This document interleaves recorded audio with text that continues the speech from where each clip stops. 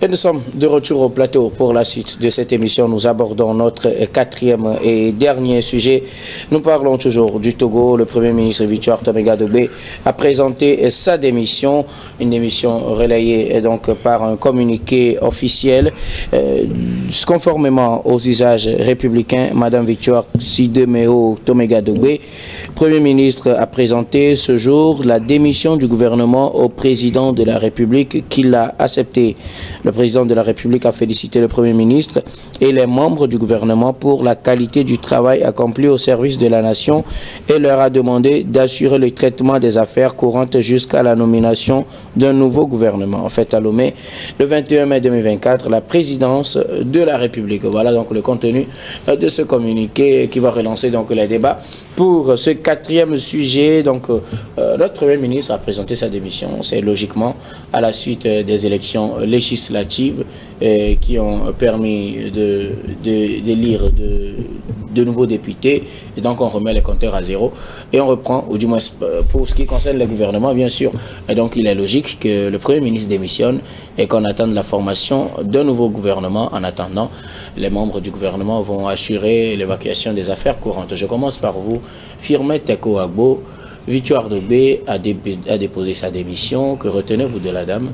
Elle est venue à ce poste en septembre 2020 et voilà, elle rend sa démission en mai 2024. Deux choses. La première chose par rapport à sa démission, c'est la tradition républicaine. À l'issue des législatives, il faut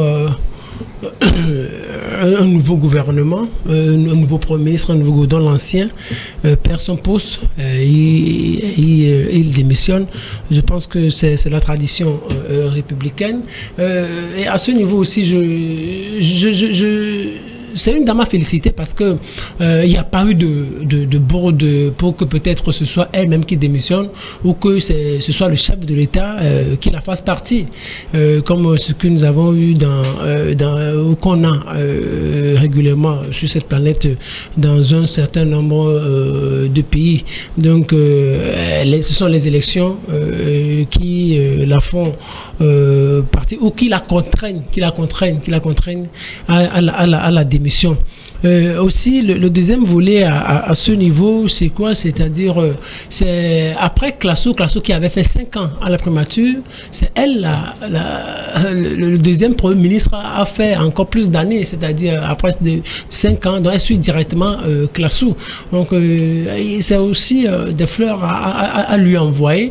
5 ans à la primature, 4 ans à la primature, parce que de façon, moyennement, les premiers ministres, 2 ans, 3 ans, difficile que les premiers ministres passent 4 ans ou 5 ans à la tête, c'est-à-dire durant un mandat comme cela. Donc, je pense que elle a fait ce qu'elle pouvait. La deuxième grande chose que je voudrais, ce que je retiens d'elle, moi je retiens une dame forte. Une dame forte, je l'ai dit en septembre lorsqu'elle avait été nommée. Vous imaginez, qui connaissait Victoire Toméga Dobé en 2007? Personne ne la connaissait. Je pense qu'elle était venue sous le magistère de Gilbert Fossou-Hongbo, Premier ministre d'alors en 2008. Donc elle était venue, elle était quelqu'un d'inconnu, on ne la connaissait pas. Mais bizarrement, elle a gravi les échelons, elle a commencé par gravir les échelons. Elle a été nommée ministre du développement à la base. Après, directrice de cabinet, elle a passé une dizaine d'années. Après, Premier ministre, on avait pressenti Premier ministre, ça ne passait pas. Mais en septembre 2020, elle est devenue Premier ministre. Mais je pense que c'est une dame forte. Il y avait assez de dames intelligentes au Togo avant que Victoire Toméga Dobé, je ne sais pas pourquoi je n'allais pas prononcer son nom, Victoire Sidemeo Toméga Dobé n'arrive. Elle vient, elle gravit des échelons de façon extraordinaire, elle est intelligente. Mais je pense que sur ce point-là, je ne salue pas une politicienne. Mon débat est non partisan. Je salue une dame forte, une dame intelligente, une dame qui peut inspirer assez de jeunes, une dame qui a une certaine vision par rapport à sa vie. Elle est tenace, elle est restée sur la scène et elle a gravi des échelons. C'est une dame qu'il faut féliciter. Ascension faite de tout commentaire politique ou partisan. Donc, dans la vie, quand vous avez des dames comme ça, des gens qui ont une certaine vision, donc il faut les féliciter. On pouvait dire, bon, c'est une dame, elle pouvait dire, je suis ministre et puis c'est fini. On l'a nommée directrice de cabinet, elle a assumé pendant une dizaine d'années. Après, Premier ministre, je lui dirais simplement que bravo. Maintenant, arrivé à la tête de la primature, elle a fait ce qu'elle pouvait. Elle venait au temps de la Covid-19, elle venait au temps de la Covid-19 où l'argent était en train de disparaître dans les caisses parce que ce qu'on avait dans les caisses, c'était pour régler ce problème de Covid, problème de santé. Elle a tenu jusqu'à maintenant et on a aujourd'hui fait les élections législatives. Elle a fait ce qu'elle pouvait, sauf que ce que moi je déplore ou ce que je lui reproche, elle n'est pas trop politique.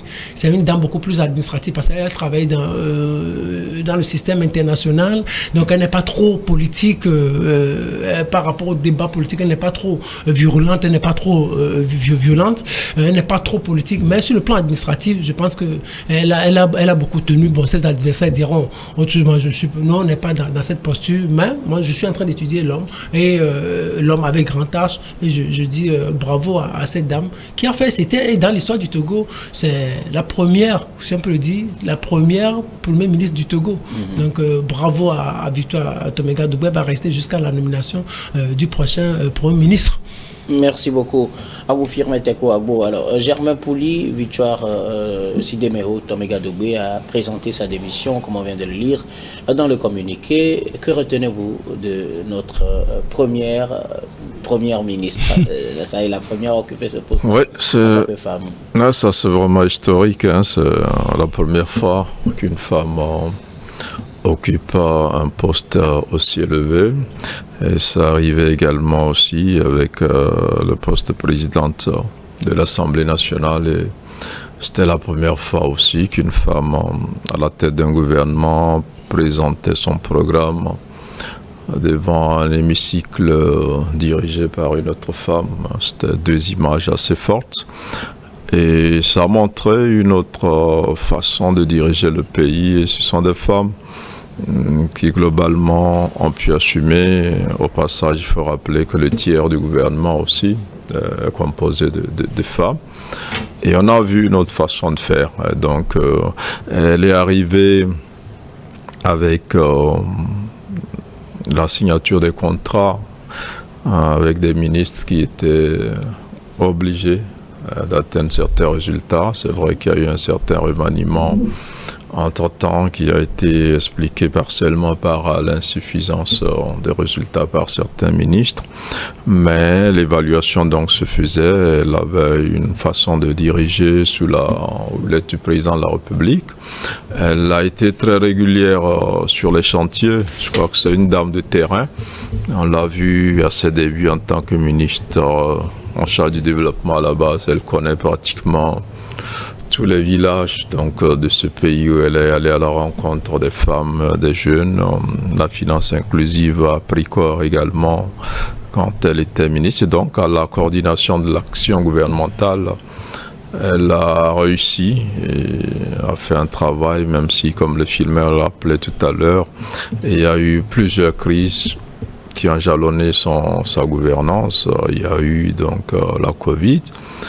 Il y a eu aussi la guerre en Ukraine qui a, avec son corollaire, qui est la cherté de la vie à l'échelle mondiale. Donc ces crises-là n'ont pas permis de bien voir, de bien évaluer donc son bilan. Maintenant, sur le plan social, beaucoup de choses ont été faites. Encore une fois, rappelant que c'est le programme du président de la République qui est exécuté, qu'elle se charge de la coordination gouvernementale.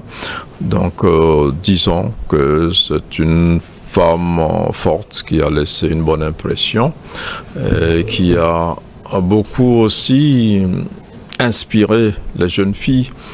Et vous savez que depuis quelques années, quand vous allez dans les écoles au Togo, les jeunes filles ont l'habitude d'occuper la première place. Rien qu'à voir les aînés occuper ces fonctions-là, elles se disent, mais nous aussi, si on travaille bien à l'école, demain on peut. Et donc, ça a changé la perception de la femme en général.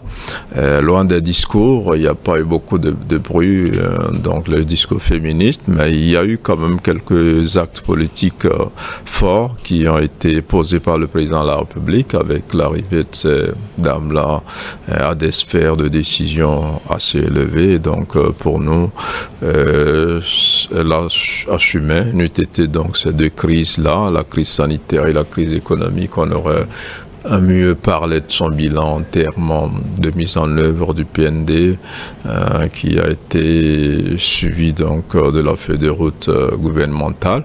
Surtout que le ministre avait des objectifs quantifiables à atteindre. On aurait pu peut-être mieux en parler. Donc aujourd'hui, elle va assurer un peu la gestion des affaires courantes en attendant donc que cette transition institutionnelle-là aboutisse à l'installation d'un nouveau gouvernement qui sera conduit cette fois par le président du Conseil des ministres. D'ici là, on lui souhaite de bien gérer l'entrée dans cette transition-là. On espère qu'elle aura encore un rôle prépondérant à jouer dans ce qui se dessine dans le nouveau régime parlementaire. Alors, Dieudonné Sironou, Victoire Sidemeo Tomega Dogbe a présenté sa démission ce 21 mai. Le gouvernement, en attendant la formation d'un nouveau gouvernement, va continuer à gérer les affaires courantes. Mais en attendant, que retenez-vous de la femme? Non, mais c'est de l'ordre institutionnel que cette démission soit présentée. Et je crois que les uns les autres ont passé du temps à admirer le profil de cette première ministre du Togo. Et je reviens là-dessus, c'est la toute première fois qu'on a une femme à la tête du gouvernement. On ne le sentait pas venir, mais en septembre, au finish, c'était septembre 2020, c'était une évidence que ce soit une femme qui accompagne la politique ou qui fasse exécuter la politique du chef de l'État togolais, Faure Gnassingbé. Il est un peu difficile de sortir aujourd'hui de bilan succinct du passage de cette première ministre du Togo, ou alors de Madame Tomega, parce qu'elle ne faisait qu'implémenter la politique du chef de l'État. D'accord? Et donc, ce sont les orientations du président de la République qu'elle mettait en exécution auprès d'autres départements ministériels en appelant chacun au travail. Ce que je peux retenir d'elle, sur le plan beaucoup plus social, c'est cette inspiration qu'elle a donnée à la gente féminine, comme le disait tantôt Germain. Ce changement de mentalité au niveau de la gente féminine, il fait croire aux jeunes filles, à la jeune génération, qu'une femme peut être aussi aux affaires à de plus haut niveau, comme l'a été cette première ministre. Et donc, au niveau scolaire, beaucoup de filles ont compris qu'il faut rêver et les rêves sont encore d'actualité s'il faut faire un peu le sondage. Nous nous sommes amusés dans notre rédaction, on fait un petit sondage au sujet de l'inspiration que Dogbe Tomega a donné aux jeunes filles. Nous avons quand même près de 60% de jeunes filles impactées par, je ne dirais pas par la politique de la chef du gouvernement, mais plutôt par le profil de la chef du gouvernement. Et beaucoup se disent, il est aussi possible que j'arrive à son niveau. En plus, il y a l'autre de l'Assemblée nationale. Donc, sur le plan social, l'inspiration a été vraiment d'un niveau très élevé. L'impactation, je veux dire, a été un niveau très élevé au niveau des jeunes filles conscientes qui changent maintenant le paradigme pour dire il n'y a pas de limite en matière de gestion des grands postes lorsqu'il s'agit de la compétence. La première ministre, ou alors Victoire Tomega, on a vu son parcours depuis les organismes internationaux jusqu'au ministère du développement à la base et tout ce qu'elle a eu à gérer. Durant des années, c'est moulu dans ce gouvernement, c'est parce qu'elle a eu les compétences nécessaires qu'elle allait de niveau en niveau jusqu'à atteindre aujourd'hui le poste de Premier ministre. Ce qui lui reste aujourd'hui, peut-être, c'est devenir président de la République. Malheureusement, ce poste-là, elle ne l'aura pas parce qu'on n'aura plus de président de la... En tout cas, on aura un président de la... Non, le président dont je parle, le président traditionnel que nous connaissons avec un suffrage universel direct, ce qui ne sera plus évident. Alors, pour dire, elle a occupé les postes importants. Elle a occupé les sommités des postes et aujourd'hui, elle reste un exemple à suivre en matière de la gente féminine. Maintenant, sur le plan politique, je l'ai dit tantôt, elle n'a fait qu'accompagner les visions du chef de l'État. Je retiens aussi sous sa gouvernance cette obligation de résultat au niveau des ministères. C'est vrai que ça ne s'était pas ressenti véritablement, mais des rencontres périodiques des ministres, que ce soit à l'intérieur ou à Lomé, ces séminaires gouvernementaux qui s'organisaient, en fait, ces derniers temps, c'est sous aussi sa gouvernance qu'on a commencé ou alors qu'on a constaté ces déplacements. Qu'est-ce qu'ils se rencontrent pour dire résultat, il faut atteindre les objectifs. Je crois que cette pédagogie a été aussi à relever sous sa conduite et à mettre aussi à son actif. Maintenant, revenir sur un bilan de façon globale, oui, elle a fait son temps, elle s'est marquée dans l'histoire, elle a inspiré et s'est illustrée à travers de grandes initiatives en accompagnant la vision du chef de l'État. Merci beaucoup. À vous alors, on va faire un peu de pédagogie, on va essayer de mieux comprendre. Le gouvernement vient de démissionner et après nous sommes... Ou du moins, la première ministre vient de démissionner. Elle vient de démissionner. Donc elle reste... On s'attend à la nomination d'un nouveau premier ministre, vu qu'on est dans une nouvelle république avec une nouvelle constitution. En fait, c'est là où je voulais en venir. Non, mais bien sûr, nous sommes dans une nouvelle république. Donc, vous l'avez souligné déjà, nous sommes dans une nouvelle république avec, ça veut dire, une nouvelle constitution. Il ne faut pas s'attendre à la nomination d'un nouveau premier ministre. C'est-à-dire, si on veut appliquer maintenant l'actuelle constitution, celui-là ou celle-là qui va succéder à Victoire Tomega Dogbe, on va plus l'appeler le Premier ministre, on va l'appeler président du Conseil.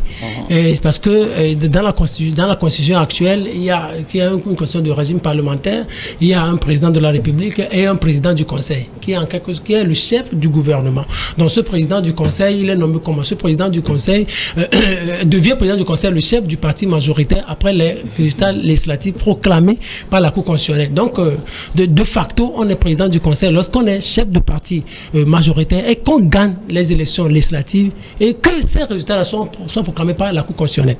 Voilà. Ce n'est pas dans le régime parlementaire classique où c'est le président de la République qui nomme président du Conseil, chef du parti majoritaire. Ici, le chef du parti majoritaire il devient président du Conseil à l'issue des législatives et lorsque ces résultats sont proclamés par la Cour constitutionnelle. Donc, celui-là qui va succéder à Victoire Tomega Dogbe, c'est le président du Conseil. Pour le moment, au nom de la nouvelle constitution, on a besoin d'un an pour mettre en place les institutions. Ça veut dire on va mettre en place. Tout d'abord, les conseils régionaux vont se mettre en place. Après, le Sénat va se mettre en place. Lorsque le Sénat se mettra en place, les deux chambres vont se réunir en congrès et élire le président de la République. Maintenant, quand on nomme le président de la République, lui, il sera dans son coin et le président du Conseil aussi va prendre fonction. N'oubliez pas, dans la nouvelle constitution, le chef ou le parti majoritaire envoie au bureau de l'Assemblée nationale le nom du président du Conseil. Et le bureau de l'Assemblée nationale aussi, à son tour, prend acte et en informe la Cour constitutionnelle qui organise la prestation de serment. Donc, c'est toute une architecture qui va être mise en place. Je reprends, le Sénat va être mis en place. Les deux chambres, la Chambre haute, c'est-à-dire l'Assemblée nationale et le Sénat vont se réunir en congrès pour élire le président de la République. Le président du Conseil, lui aussi, va prêter serment devant la Cour constitutionnelle. Ça veut dire les deux grandes têtes vont se mettre aussi en place. Là, à partir de ce moment, lorsque le président du Conseil va prêter serment, Victoire Toméga Dogbe et tout son gouvernement vont partir et le président du Conseil, il va se charger maintenant de former son nouveau gouvernement. Et ce nouveau gouvernement va se présenter devant l'Assemblée nationale pour présenter sa déclaration de politique générale pour avoir la confiance des députés, des 113 députés. Mais pour le moment, pour l'heure, nous sommes en phase transitoire. Les choses vont se faire petitement pendant les 12 mois, les institutions vont se mettre en place. Peut-être Victoire Toméga Dogbe va rester en place avec tout son gouvernement encore pendant 1 an, si possible. Parce qu'on ne peut pas nommer un nouveau Premier ministre maintenant. Ça va être un peu compliqué. Firmin, Germain, plutôt quelque chose à ajouter? Non, je crois que Firmin a dit l'essentiel. Donc, il y a une période transitoire qui s'ouvre. Donc, et on attend absolument que le Sénat soit installé. C'est la deuxième chambre du Parlement, l'Assemblée nationale pour les députés et le Sénat, les sénateurs seront élus par les conseils municipaux et le nouveau conseil de région qui vient d'être élu. Et une fois donc en congrès, les deux assemblées vont pouvoir élire dans le prochain président de la République. Mais tout de suite, on connaît déjà le futur président du Conseil des ministres, qui est le chef du parti majoritaire, donc le parti Unir. Et donc après cela, comme Firmin l'a dit, donc le gouvernement sera formé. Et ce gouvernement sera présenté à l'Assemblée pour que l'Assemblée approuve sa politique, parce que nous sommes dans un régime désormais où le gouvernement dépend énormément des députés. Donc, les députés ont un poids réel sur le travail que va faire ce gouvernement-là. Donc, nous entrons donc de plein pied dans le régime parlementaire. Et donc, en principe, le mandat du président de la République qui court jusqu'en 2025, je crois que tout ça là va pouvoir être organisé dans l'année de transition là. D'ici là, peut-être que ce mandat va prendre fin. En temps normal, il peut être écourté aussi, c'est possible, mais pendant cette transition-là, les principales institutions après le Parlement, l'Assemblée nationale et le Sénat, donc c'est le président de la République et puis le président du Conseil et des ministres qui va mettre en place son gouvernement. Donc les élus qui sont là ont un grand rôle à jouer. Désormais, c'est eux qui désignent le président du Conseil des ministres qui a la plénitude des pouvoirs. Et maintenant, l'autre oiseau rare à retrouver, ce président de la République qui doit être l'incarnation de l'unité nationale. Donc c'est une personnalité qui doit avoir derrière une forte adhésion de la population, des différents courants politiques, idéologiques, donc de la population dans sa diversité. Plusieurs personnalités aujourd'hui au profil varié pourront donc faire l'affaire. On attendra de voir qui sera le prochain président de la République. Merci beaucoup à vous. Nous arrivons pratiquement à la fin de ce numéro de Regard Croisé, mais avant de nous séparer, nous allons faire notre habituel dernier tour de table pour vos mots de fin sur un sujet de votre choix. Je commence par vous, Dieudonné Seono. Oui, en tout cas, merci docteur. Vous pourrez profiter aussi et ajouter quelque chose au processus en attendant la mise en forme. Venir sur voilà, vous allez combiner effectivement avec ce dernier sujet. Ah oui, justement, pour dire que c'est vrai, le gouvernement aujourd'hui, nous sommes en face d'une transition institutionnelle, qu'on le dise ou non. C'est ce qui se passe maintenant. Il est dit que les affaires courantes doivent être gérés dans le temps qui reste. Fima disait tantôt qu'on ne peut pas nommer un nouveau Premier ministre pour l'instant, selon la nouvelle constitution, et c'est exact. Soit on choisit écourter le mandat du président actuel, et pour rentrer de plein pied dans la 5e République, ou alors dans le régime parlementaire, et commencer par déjà exercer sur ce qui concerne ce régime. Mais malheureusement, je ne pense pas qu'on en est encore là. Il faut la mise en place de toutes les structures nécessaires, comme les uns les autres l'ont dit tantôt.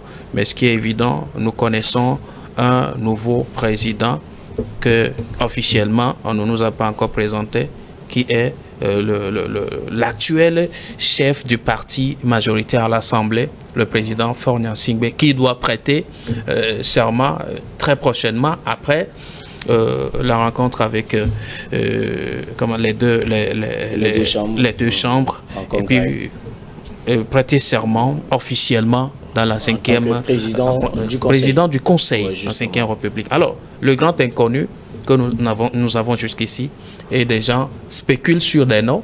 Jusque-là, on attend de voir quel nom va représenter ce symbole de vivre ensemble et de l'unité nationale qui sera le président de la République. Toutefois, je voudrais revenir sur un sujet important qui retenait mon attention hier à l'égard des journalistes. Je me dis, à certains moments, il y a un certain nombre de choses qui ressemblent un peu à des mépris à l'égard de la classe ou alors de la presse togolaise.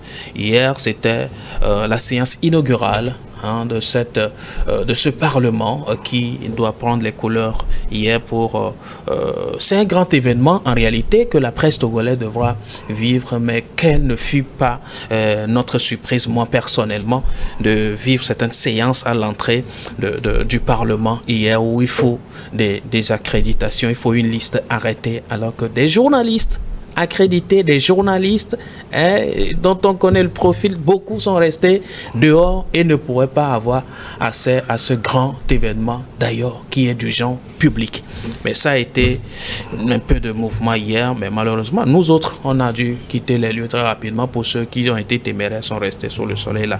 Il faut vraiment qu'à de ces événements, qu'on arrive quand même à donner la place qu'il faut à la presse pour véritablement jouer son rôle comme cela se doit. Au-delà de ça, nous vivons encore les temps de pluie et l'inondation a pratiquement continué de faire son chemin à Lomé, alors qu'il y a eu une bonne promesse que de telles situations ne pourront plus être vécues sur le sol togolais. Mais malheureusement, je vais rappeler que les inondations continuent pas à faire leur chemin à Lomé. Il y a lieu de revoir les choses tant au niveau communal qu'au niveau national. Je crois que tout le monde doit jouer maintenant son rôle pour que nous ayons un environnement sain. Merci beaucoup à vous. Dieudonné Sewono, vous êtes journaliste, directeur général des lieux de service. Merci d'avoir répondu à notre invitation. Merci, docteur. Germain Pouli, vos mots de fin. Le mot de fin, moi je pense spécialement aujourd'hui à l'Université de Kara qui est en pleine célébration de ses 20 ans d'existence. L'Université de Kara qui a fait qui s'est ouverte la semaine surpassée au public, aux jeunes élèves, pour qu'ils découvrent les filières les plus porteuses qui aboutissent à un certain nombre d'emplois. Et l'Université de Kara qui a signé aussi avec la presse togolaise, le CONAP notamment, pour participer à la formation pratique des étudiants qui sont en communication et journalisme dans cette université. Moi, j'en profite aussi pour appeler les jeunes à s'intéresser à notre métier, à s'intéresser aux autres métiers plus globalement, mais également à s'intéresser au métier de l'artisanat. Merci beaucoup. Encore une fois, oui. Merci à Germain Pouli, journaliste, directeur de publication de Togo Réveil. Merci d'être passé sur ce plateau. Non, c'est nous qui vous remercions. Agbo, vos mots de fin. Non, vous savez, depuis longtemps, j'appelle à ce que les constitutions s'adaptent à nos réalités. Vous savez, quand vous lisez un peu la nouvelle constitution togolaise, je pense qu'elle va être moins chrysogène. C'est-à-dire, au lendemain de la conférence nationale, beaucoup de constitutions occidentales se sont plaquée ici ou sur le sol africain. Mais quand vous lisez un peu la constitution togolaise, la nouvelle, c'est un régime parlementaire qui s'adapte au contexte togolais. Si tout le monde pouvait le lire, ce serait beaucoup plus intéressant. Donc avec cette constitution, on sait que maintenant, il n'y aura qu'un seul chef. Dans la constitution de la 4e République, il y avait 2 chefs. Et on se disputait le pouvoir. Mais je pense qu'avec cette nouvelle constitution, on va plus se disputer le pouvoir. On ne va pas vivre ce qu'on a vécu avec Edem Kodjo, Agboibo et Yassingbe Adema. On ne va plus vivre ce que nous avons vécu avec Yassingbe Adema en 2002 avec la révision. On ne va même plus vivre ces révisions que nous avons connues. Avec cette nouvelle constitution, on sait qui dirige le bateau Togo. Et je pense qu'on vivra moins de crise institutionnelle et le Togo se portera mieux. Merci Bravo beaucoup à tous les Togolais et bonne chance à ces candidats aux différents examens. Merci beaucoup. Firmin Teko Agbo, vous êtes journaliste, chroniqueur politique, également le directeur du Centre de recherche et de géopolitique internationale qui porte votre nom, Firmin Teko Agbo.